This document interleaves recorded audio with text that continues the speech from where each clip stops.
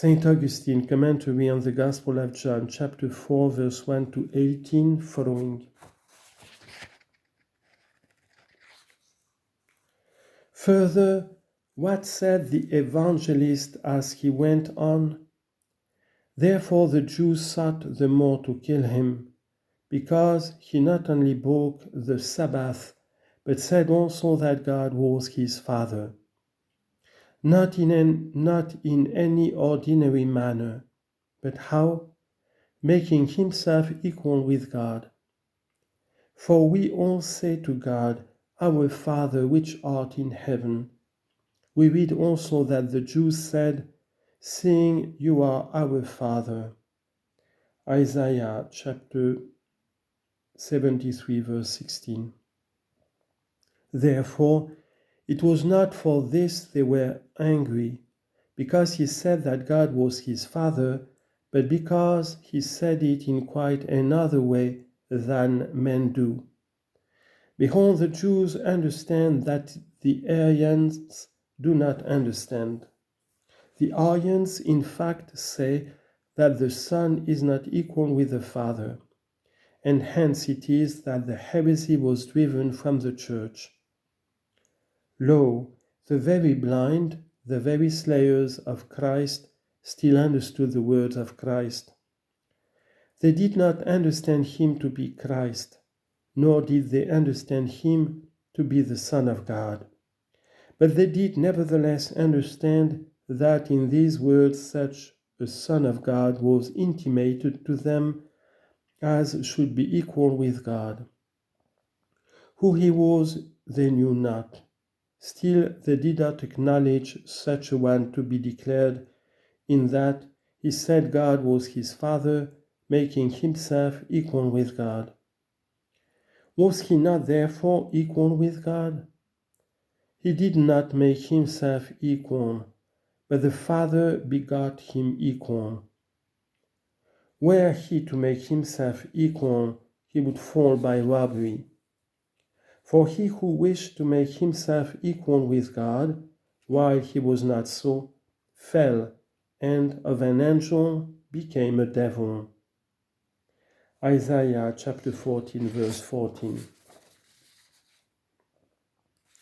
And administered to man that cup of pride by which himself was cast down. For this fallen said to man, envying his standing, Taste, and you shall be as gods. Genesis chapter 3, verse 5.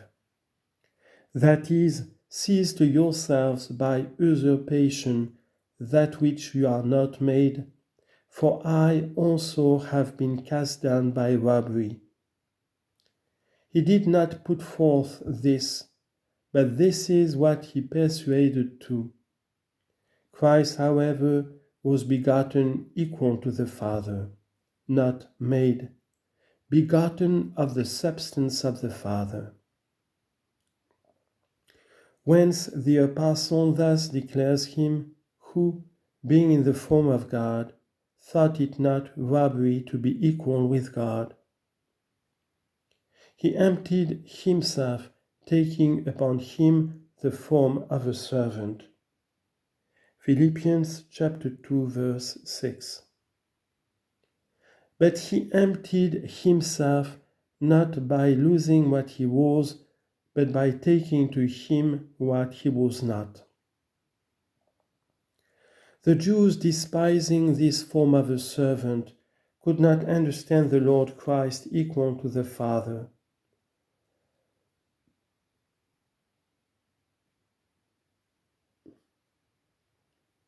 Although they had not the least doubt that he affirmed this of himself, and therefore were they enraged. And yet he still bore with them, and sought the healing of them, while they raged against him. Chapter 5, verse 19, Tractatus 18. John the Evangelist, among his fellows and companions, the other evangelists, received this special and peculiar gift from the Lord on whose breast he reclined at the feast, hereby to signify that he was drinking deeper secrets from his inmost heart, to utter those things concerning the Son of God, which may perhaps rouse the attentive minds of the little ones, but can feel them as yet not capable of receiving them. While to minds of somewhat larger growth and coming to a certain age of inner manhood, he gives in these words something whereby they may both be exercised and fed. You have heard it when it was read, and you remember how this discourse arose. For yesterday it was read that therefore the Jews sought to kill Jesus, because he not only broke the Sabbath, but also said that God was his Father, making himself equal with God. This that displeased the Jews pleased the Father. This without doubt pleases them too, that honor the Son as they honor the Father. For it does not please them, they will not be pleasing. For God will not be greater because it pleases you, but you will be less if it displeases you. Now against this calumny of theirs, coming either of ignorance or of malice, the Lord speaks not at all what they can understand, but that whereby they may be agitated and troubled. And on being troubled, it may be, seek the physician. And he uttered what should be written, that it might afterwards be read even by us.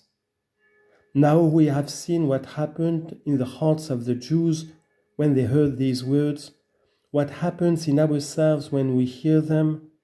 Let us more fully consider.